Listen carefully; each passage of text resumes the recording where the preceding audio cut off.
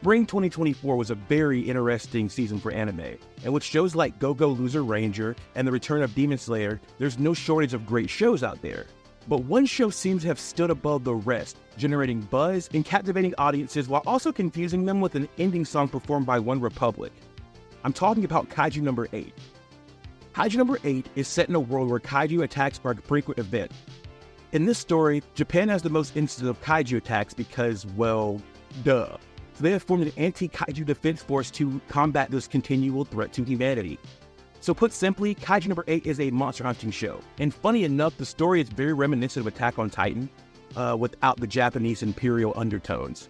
And instead of a medieval setting, we get the modern day where humans have decided to fight back against the monsters and have the structure set in place that can reduce the damage of the kaijus, just like in Attack on Titan. The world is very much fleshed out, which will draw you in immediately. Now Matsumoto, the author of Kaiju No.8, makes some really distinct choices with the characters and how to develop their relationships with one another in the show. For starters, the main character, Kafka Hibino, is 32 years old. That is literally double the age of most shonen protagonists, and that is something that really did pull me in when I started reading the manga a couple years ago.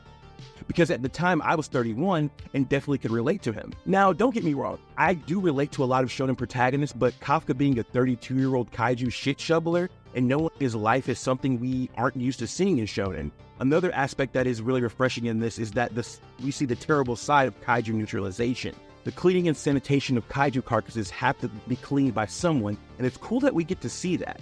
Usually we only get to see the cool action parts of these types of situations in anime, never the cleanup crew.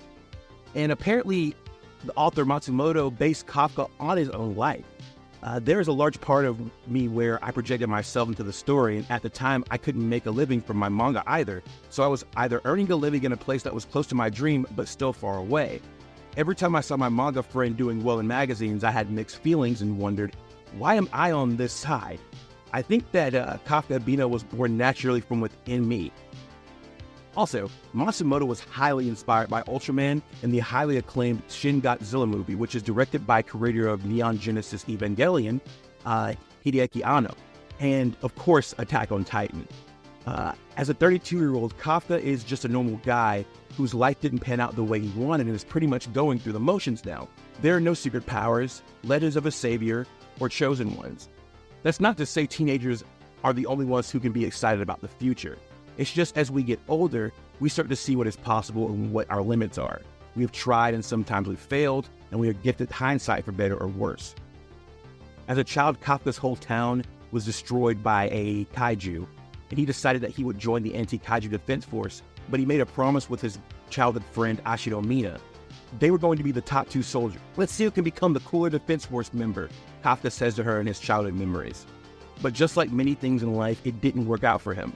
In many aspects, Kafka is a breath of fresh air in a sea of tough guy characters that we have been seeing for generations now. He's not the modeled male character, he has a dad bod, and he isn't successful, and at once he's silly but takes things too seriously.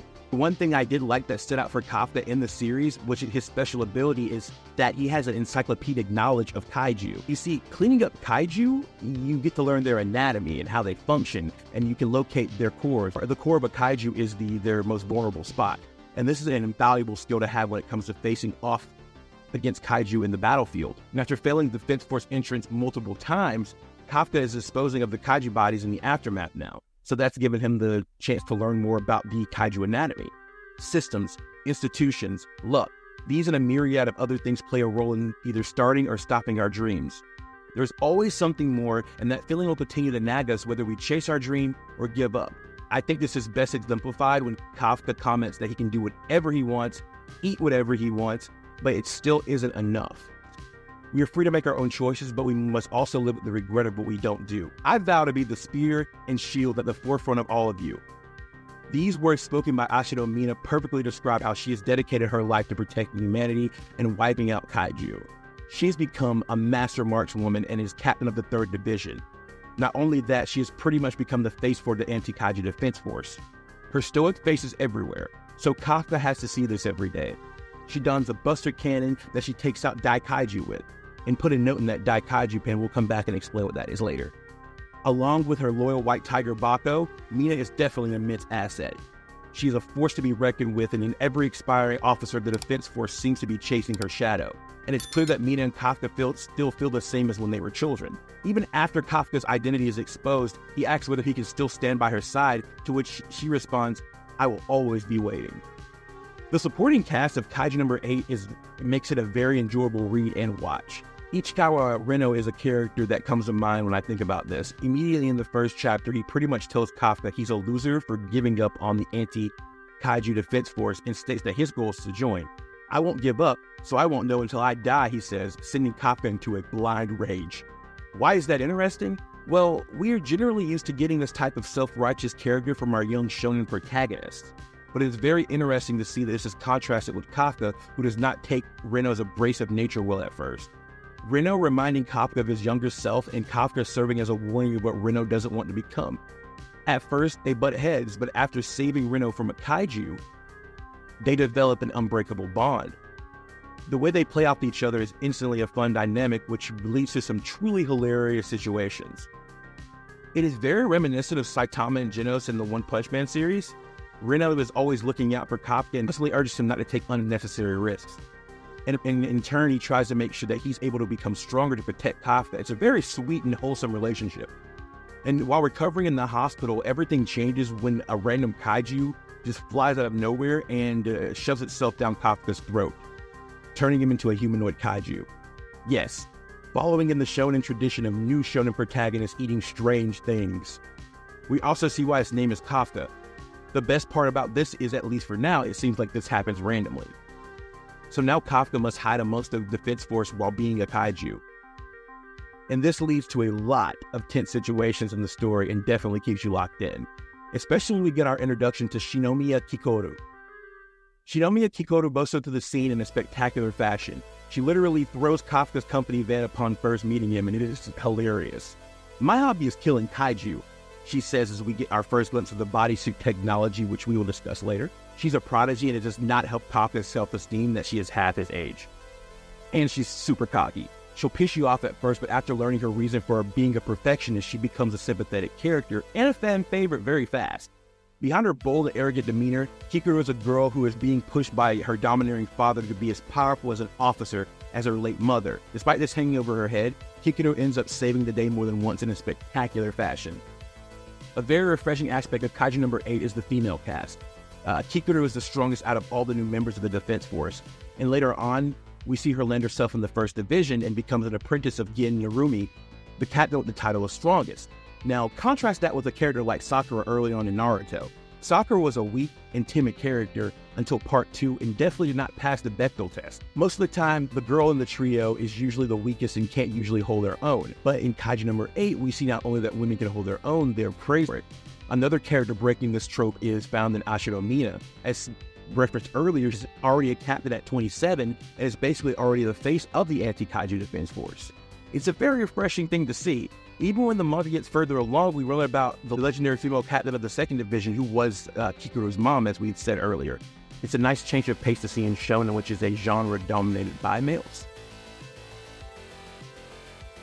Kaiju are pretty terrifying creatures that wreak havoc and destruction in the world of Kaiju No. 8. Sometimes they look less like Godzilla and resemble something more of a Lovecraftian Cronenberg love child. They come in all shapes and sizes, but the one trait they all share is their main vital organ, the core. And this is their only weakness. The Defense Force has set up a scale from 1 to 10, which is called the Fortitude. There are 3 types of kaiju on this Fortitude level. The 2 common types of kaiju are called Yoju and Honju. The latter are more dangerous and generally have a Fortitude of 6.0 or higher. Yoju usually have a Fortitude and danger level up to 5, and on a lot of occasions accompany Honju. Also, it is possible to have a Yoju with a Fortitude above 6, which makes it a Yoju that has a Honju level threat. Then we have Daikaiju, the big boys, the scary monsters with Fortitudes of 8.0 or more.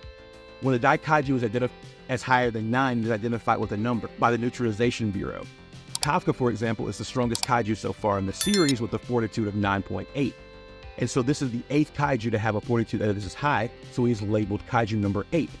Despite the parasite kaiju that infected him being a Yoju, it seems that this tiny kaiju has the ability to make its host very powerful. Having a well-thought-out system like that is really a testament to the world building in the series. So now that we have discussed Kaiju, let's talk about the main antagonist of the series, Kaiju number 9.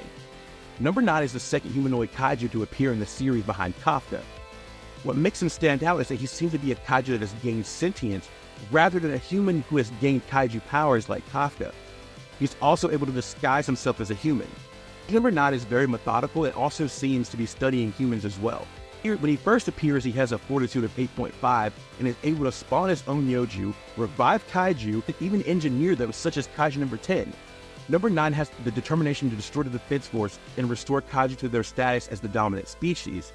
He will stop at nothing to achieve these ambitions. This is what makes him such an interesting and terrifying creature.